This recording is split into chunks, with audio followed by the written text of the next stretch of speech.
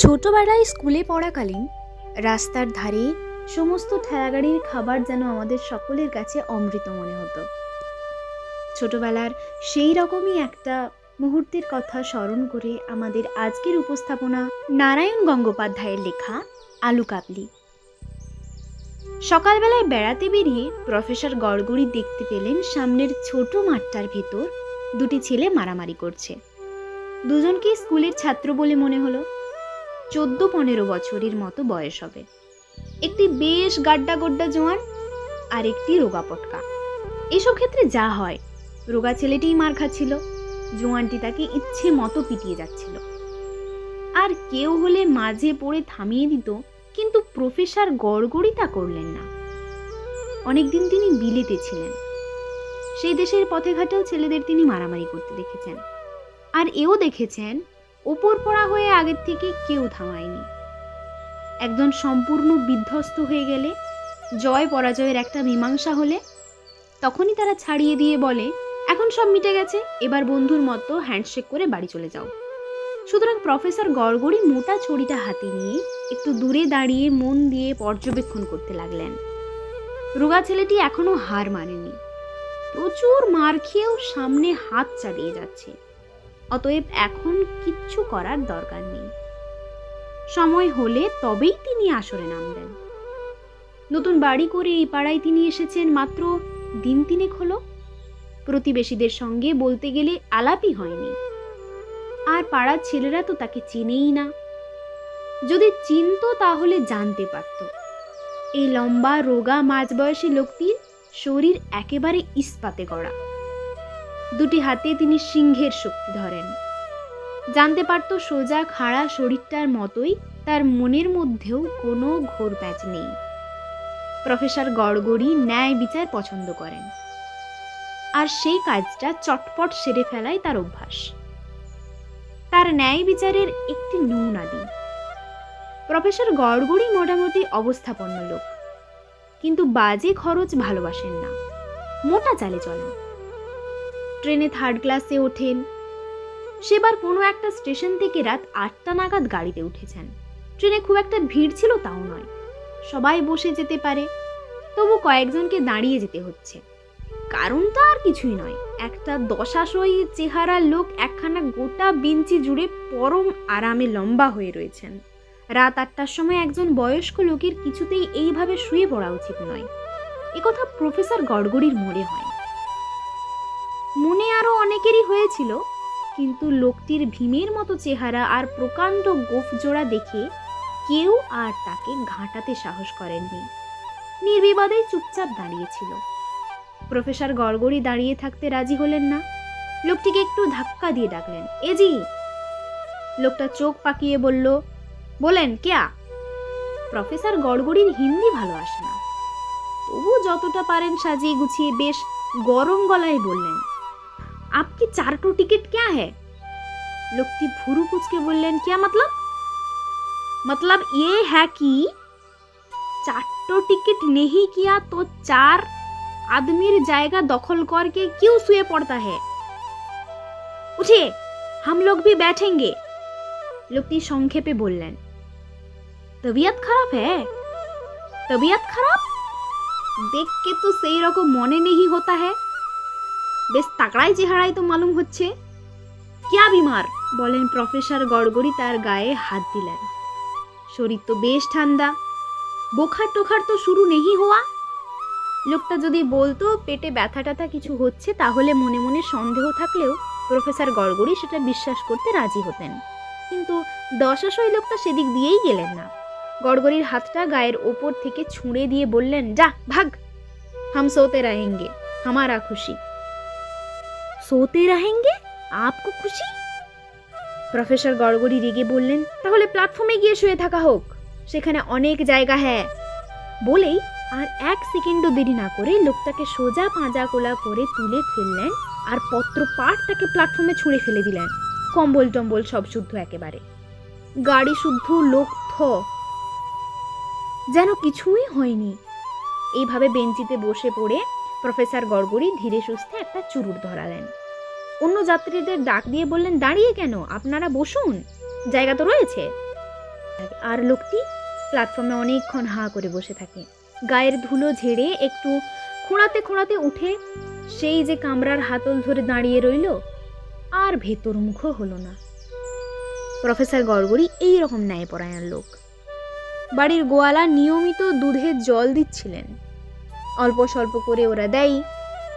গড়গড়ি কিছু মাইন্ড করেননি, কিন্তু তাকে চুপচাপ দেখে গোয়ালার সাহস বেড়ে গেল। শেষ পর্যন্ত দুধটা শুধু রইল রঙেই, বাকিটা সেফ কর্পোরেশনের বিশুদ্ধ কলের জল। তখন প্রফেসর গড়গড়ি একদিন গোয়ালাকে ডেকে অনেক সদুপদেশ দিলেন। বললেন, অতি লোভ ভালো নয়, তার ফল ভবিষ্যতে খারাপ হয়। গোয়ালা মন দিয়ে সব শুনে মাথা নেড়ে চলে গেল, আর পরের দিন জলের মাত্রা আরও একটু বাড়িয়ে দিল। অগত্যা প্রফেসর গড়গড়িকে ন্যায় বিচারের দায়িত্বটা নিতেই হলো। তিনি একদিন গোয়ালাকে জাপটে ধরলেন। তারপর দারুণ শীতের সকালে বাড়ির চৌবাচ্চা থেকে পাক্কা 3 ঘটি কনকনে জল গোয়ালাকে জোর করে গিলিয়ে দিয়ে বললেন, নিজেই দেখো এবার জল খেতে কেমন লাগে। গোয়ালা পালিয়ে গেল। পরের দিন এলো আর এক নতুন গোয়ালা। কিন্তু এরপর থেকে গড়গড়ি একেবারে নির্জলা খাঁটি দুধ পেতে লাগলেন। এ হেন ন্যায়পরায়ণ লোক দুটি ছেলেকে মারামারি করতে দেখে চট করে কিছু করে বসবেন, এমন হতেই পারে না। হাতের মোটা ওয়াকিং স্টিকের ওপর ভর করে দাঁড়িয়ে দাঁড়িয়ে তিনি দেখতে লাগলেন ব্যাপারটা কতদূর গড়ায়। কতদূর আর গড়াবে? একটু পরেই জোয়ান ছেলেটা রোগা ছেলেটাকে চিৎ করে ফেলে তার বুকে চড়ে বসলো। তারপর যখন জুত করে আরো মারতে যাচ্ছিল, তখন গড়গড়ি একটা হ্যাঁচকা টান দিয়ে বিজয়ীকে তুলে আনলেন। বললেন, ব্যাস হয়ে গেছে, এবার শেক হ্যান্ড করো, তারপর সোজা বাড়ি চলে যাও। মোটা ছেলেটা তো আর ইংরেজের বাচ্চা নয় যে এসব কথা সে বুঝবে। সে পাল্টা চোখ পাকিয়ে বললে, আপনি কে মশাই? ফরফর করতে এসছেন? আমি ওর বদন বিগড়ে দেব। আলুকে ও এখনো চেনে না। ছেলেটির মেজাজ দেখে প্রফেসর গড়গড়ি বেশ কৌতূহল বোধ করলেন। ও, তোমার নাম বুঝি আলু? তুমি বুঝি খুব বিখ্যাত লোক? আলু চোখ বাঁকা করে এমন ভাবে তাকালো যেন সম্রাট আলেকজান্ডারকে প্রশ্ন করা হয়েছে। মশাই বুঝি অন্য পাড়ার লোক?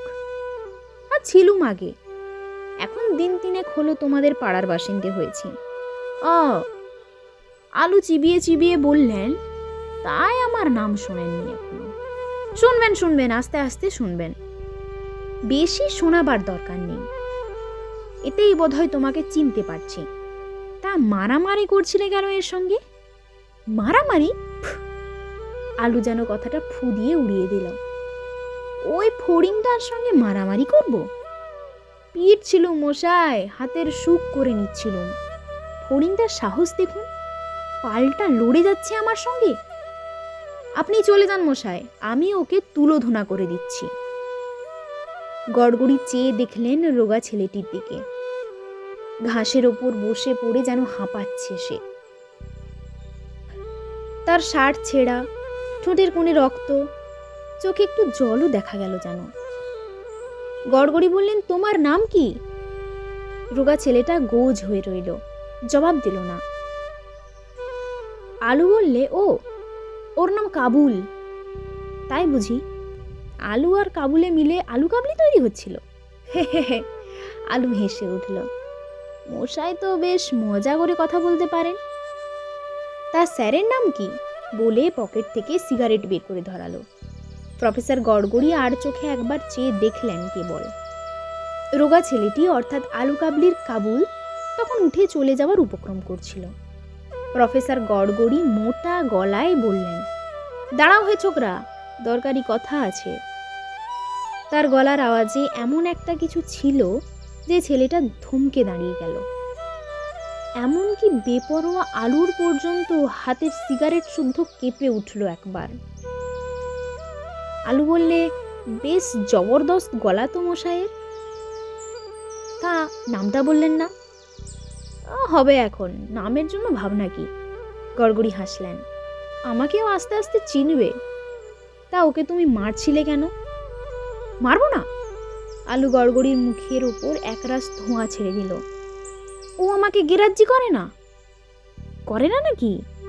একেবারেই না। ক্লাসের ফার্স্ট বয় কি না, অহংকারে পা পড়ে না মাটিতে। আমি ফেল করি, টুকলিফাই করি, এইসব বলে বেড়াই। করিসই তো ফেল, টুকলি তো করিস, কাবুল কাঁদো কাঁদো গলায় বলল। আলু প্রায় ঝাঁপিয়ে পড়তে যাচ্ছিল, তার উপর গড়গড়ি মাঝখানে এসে দাঁড়ালেন। বললেন, হচ্ছে হচ্ছে, ঠ্যাঙানি তো আর পালিয়ে যাচ্ছে না। কাবুল, ডোন্ট ডিস্টার্ব, আলুকে বলতে দাও। আলু বলল, ওসবে আমি গাজ্জি করি না মশাই, আমার বাপের পয়সায় আমি ফেল করি, হাতের জোরে টুকলি করি। ভয় পায় নাকি? কথাটা কি জানেন, ও আমাকে একদম খাতির করে না। তোমাকে খাতির করা দরকার বুঝি? দরকার নয়, আমার গায়ের জোর আছে, পাড়ার ছেলে বুড়ো আমার নামে কাঁপে, ও কাঁপে না। না, কাল সিনেমায় যাব বলে ওর কাছ থেকে একটা টাকা চেয়েছিলুম, দেয়নি। পরশু বলেছিলাম চপ কাটলেট খাওয়া, বলছে গুন্ডাকে আমি খাওয়াই না, টিং টিং এটা রাসপর্দা দেখেছেন, বলেই আবার সিগারেটের ধোঁয়া ছাড়ল। গড়গড়ি বললেন, ঠিক ঠিক না? আলু মুরব্বিয়ানা চালে হাসলো। মশাই দেখছি বেশ সমঝদার লোক। গড়গড়ি এবার কটমট করে দেখালেন কাবুলের দিকে। দেখো ছোকরা, ক্লাসের ফার্স্ট বয় হলেই হয় না, গায়ে যদি জোর না থাকে তাহলে জোয়ানদের কথা মানতে হবে, আর নইলে মার খেতে হবে। দুনিয়ায় এই নিয়ম। কাবুলের চোখ জ্বলে উঠল। দুনিয়া বুঝি গুন্ডাদের জন্য? না, শক্তিমানের জন্য। গড়াগড়ির স্বর কঠোর হলো। মন আর শরীর দুটোই শক্ত হওয়া দরকার। শুধু ফার্স্ট বয় হলেই চলে না, মাসলও জোরালো করতে হয়। হয় গুন্ডার কাছে হার মানো, নইলে গুন্ডাকে ঠান্ডা করো, আর কোনো রাস্তা নেই। তোমাকে আলু পিটিয়েছে, বেশ করেছে, ইউ ডিজার্ভ ইট। কাবুল আবার বো বো করে চলে যাচ্ছিল। গড়গড়ি সেই ভয়ঙ্কর গলায় বললেন, দাঁড়াও। কাবুল চমকে দাঁড়িয়ে পড়ল। এমনকি গলার আওয়াজটা আলুরও ভালো লাগলো না। সিগারেটে আর একটা সুখের টান দিয়ে বললেন, মশাইয়ের গলাটি বেশ জোরালো, জোর যার মুলুক তার। গড়গড়ি বললেন, ঠিক। আলু উৎসাহ পেয়ে বললে, যার জোর আছে তাকে মানতে হয়, নইলে ঠ্যাঙানি খেতে হয়। গড়গড়ি বললেন, তাও ঠিক। তাহলে মশাই কথাটা বুঝিয়ে দিন ওকে। আজ আপনি এসেছেন বলে ও পার পেয়ে গেল, নইলে ওকে আমি। গড়গড়ি বাধা দিয়ে বললেন, বলতে হবে না, কিন্তু তোমাকেও যে একটা কথা বুঝবার আছে হে আলু। আলু খিকখিক করে হেসে বললে, আমাকে? হ্যাঁ, তোমাকে। আমি যদি বলি আমার গায়ে তোমার চেয়ে বেশি জোর আছে, মানবে তো আমাকে? কি বললেন? ঠিক বলছি, আমার গায়ে বেশি জোর আছে, সুতরাং তুমি আমাকে মেনে চলবে। কাজে আমার মতো বয়স্ক লোকের মুখের সামনে তুমি যে অসভ্যের মতো কথা বলছো, বাঁদরের মতো সিগারেট ধরিয়েছ, তার জন্য এক্ষুনি তোমায় ক্ষমা চাইতে হবে। ক্ষমা চাইব? আলু হা হা করে হেসে উঠল। হাতি ঘোড়া গেল তল, মশা বলে কত জল। আপনার মতো কত মক্কেলকে আমি ইট মেরে আর বলতে হলো না। এইবার ন্যায় বিচারের সময় হয়েছে। হাতের লাঠিটা ফেলে দিয়ে গড়গড়ি বললেন, আমার জোর পরখ করতে চাও বুঝি? বেশ বেশ। তারপর দুম দুম শব্দে দুটি কিল পড়ল আলুর পিঠে, মাত্র দুটি। আলুর তাতেই আলুর দম, একেবারে চোখ উল্টে বসে পড়ল ঘাসের ওপর। মনে হলো সে গুঁড়ো হয়ে গেছে। গল্পটা এখানেই শেষ নয়। আলু অর্থাৎ আলোক চৌধুরী আজকাল প্রফেসর গড়গড়ির সব থেকে বড় শিষ্য। পাড়ার গুন্ডাদের সমিতিতে সে ক্যাপ্টেন, লোকে বলে খাসা ছেলে। এমনকি টুকলি না করেই সে ফার্স্ট ডিভিশনে হায়ার সেকেন্ডারি পাশ করেছে এবার। আর কাবুল মানে স্কলারশিপ পাওয়া জুয়েল ছাত্র কমল গুপ্ত এখন তার প্রাণীর বন্ধু। কমল গুপ্তের হাতের মাসলও এখন দেখবার মতো। আলোক আর কমল পাঞ্জা লড়লে কে জিতবে জোর করে বলা শক্ত।